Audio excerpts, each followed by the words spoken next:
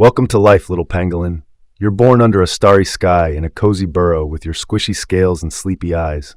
Your mom? She's the MVP, carrying you around like a tiny backpack and showing you all the cool pangolin hacks, digging, snacking, surviving. But plot twist. One day, poof, she's gone. Just like that. Now it's all on you, solo adventurer. No siblings, no squad, just you and those fancy armor scales. Adventure awaits. You're waddling around on legs, barely the size of a loaf of bread, and suddenly, boom, a leopard locks eyes with you. Or maybe it's a hyena or an eagle. Pick your predator because they all want a bite of you. And your one defense? Rolling into a ball. Yeah, you'll literally become a wheel to save yourself from potential threats. Sounds clever, right? Wrong. I mean, yeah, it works on natural predators, sometimes. But here's the bad news.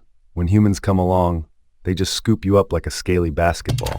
Great job, evolution. You made yourself easier to catch. Well, hey, have I told you how useful you are for the environment? Pangolins are vital to maintaining a balanced ecosystem. As voracious eaters of ants and termites, you protect forests and agriculture from infestations. Without you, insect populations could spiral out of control, causing irreparable damage to habitats and economies alike. Now you somehow protect yourself from the predators. You're hungry, and what's on the menu? Ants and termites. That's it. No variety, no cheat days. Just bugs, bugs, and more bugs. Now finding them isn't exactly easy. You've got to sniff out a termite mound, claw it open, and slurp them up with your ridiculously long tongue, which, by the way, is longer than your entire body. Impressive? Huh. But let's not forget, termites fight back. They bite, they sting, and they don't appreciate being turned into a midnight snack. Oh, and if you're in an area where humans have wiped out all the termite mounds, tough luck.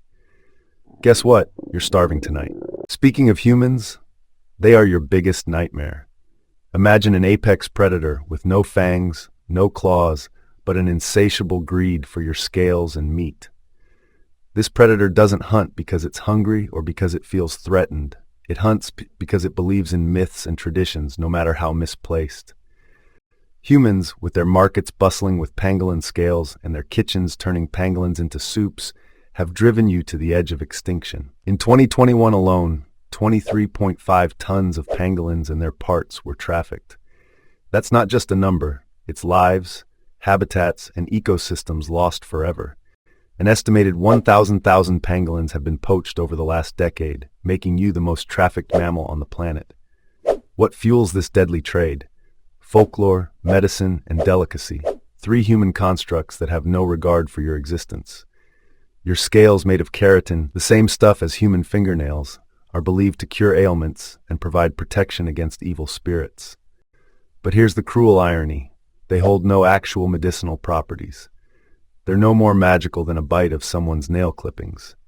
Yet, stupid people think you can shoot these scales like ninja stars. Imagine the absurdity if this were true. Poachers would probably avoid you like the plague. Sadly, reality is far less dramatic. And then there's the culinary world. In some cultures, pangolin meat is considered a delicacy, served in exclusive circles where a single dish costs a fortune. A bowl of pangolin soup symbolizes status, wealth, and power, all at the expense of your life. To add insult to injury, your scales are often burned or discarded after poaching.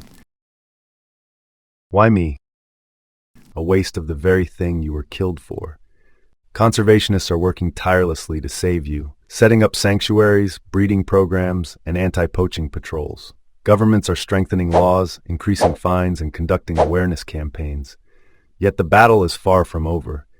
For every pangolin rescued, countless others fall victim to this relentless trade. The demand for your scales and meat remains alarmingly high, and until humanity rethinks its relationship with nature, your survival will hang by a thread. The saddest part? Most people don't even know you exist. As if being hunted wasn't bad enough, pangolins are also completely, utterly lonely. You're a solitary animal, so you spend your whole life alone, wandering the forest, dodging predators, and eating bugs.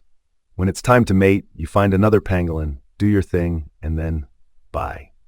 No relationships, no family time, just awkward one-night stands and back to solitude. Even when you're a mom, you only stick around long enough to make sure your baby doesn't die in the first few months. Then it's good luck, kid, and you're out. Oh, but wait, there's more. Just when you think it couldn't get worse, humans start cutting down your forest. Deforestation wipes out your home faster than you can waddle to a new one. So now, on top of dodging leopards, poachers, and biting termites, you've got to find somewhere to live. So, basically, your diet sucks. You eat up to 70 million ants and termites a year. That's like eating rice every day for the rest of your life. Your scales aren't magic, but they still make you a target for poachers. You've been around forever. Pangolins have existed for over 80 million years, longer than the dinosaurs. But now, thanks to humans, you're critically endangered. If you're lucky enough to make it to adulthood, congrats! You're now a walking target that everyone wants to eat or capture. Your hunting skills have improved, but you're still stuck eating bugs. You've mastered digging, sniffing, and hiding. Will you find food? Will you survive the night? Will your home still be there tomorrow? And let's not forget, your scales are a double-edged sword. Sure, they protect you from predators, but they also make you the #1 target for poachers. It's like wearing a suit of armor that says, "Hey, come hunt me." If there were a pangolin Olympics, you'd win gold in rolling, digging, and bug slurping. Too bad your competitors are also your predators. To sum it up, here's why being a pangolin is the worst. Everyone wants to eat you. Your diet is boring. Bugs, bugs, and just more bugs. You're lonely. No friends, no community, just you. Humans won't leave you alone. Poachers want your scales, chefs want your meat, and no one cares that you're critically endangered. Your home is disappearing. But here's the kicker. Despite all of this, pangolins are still here. They're survivors, ancient creatures that have outlasted mass extinctions. You're vital to ecosystems, keeping insect populations in check. And yet, you're one of the most misunderstood and underappreciated animals on the planet. So yeah, it sucks to be a pangolin. But it would suck even more if they started disappearing like a great white shark who are classified as vulnerable by the International Union for Conservation of Nature, IUCN. This means that they face a high risk of extinction in the wild. Want to know what their life looks like? Click the video to watch Why It Sucks to Be Born as a Great White Shark.